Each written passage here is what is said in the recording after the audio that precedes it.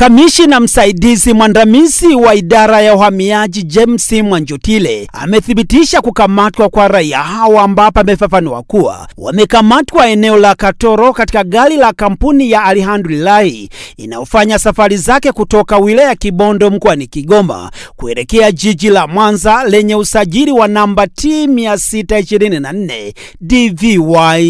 Mimi kwa jina naitwa Kamishna msaidizi mwandamizi James Andrew Mwanjotile, ni afisa maji wa mkoa wa Geita kwa sasa.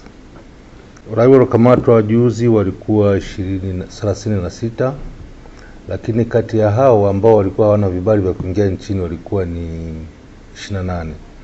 Kwa baada ya uchunguzi tuliofanya na ofisi kushikiana na vyombo vingine, tukagundua kwamba wengine ambao ni kama 6 walikuwa hawana tatizo lolote, kwa tuliwaachia, ikiwemo wa Tanzania 2. Lakini waliothibitika kwamba waliingia kinyume cha utaratibu ni idadi ya watu 28 ambao wote hao ni raia wa Burundi. Kwa tulichofanya ni kutumia ile gari ambao imewaleta kuwarudisha makwao, na mpaka hivi ninavyoongea mimi tayari wameshakabidhiwa kwenye ofisi zetu za kituo cha Kabanga ili waweze kuvuka kwenda kwa Burundi. Wao